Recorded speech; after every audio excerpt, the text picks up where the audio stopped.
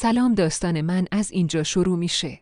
یک روز که من و مادر تو خونه تنها بودیم، به مادرم گفتم میرم دوش بگیرم و طبق معمول تو یک زمستون سرد هیچی بهتر از یه دوش آب گرم نیست. دوش گرفتنم که تموم شد، آب رو قطع کردم که ناگهان صدای در زدن اومد. وقتی در رو باز کردم دیدم لباسهای من جلو در حمام هست. لباسهامو برداشتم خواستم بیام بیرون، دیدم تو اتاق بالای پله ها یک زنی هم قد و اندازه مادرم با چادر سفیدی که پوشیده بود رفت سمت پنجره و همزمان یک سو سرمای شدید به تنم اومد. با داد و بیداد گفتم مامان چی کار میکنی؟ که دیدم پنجره بازه و هیچ خبری از مادرم نیست.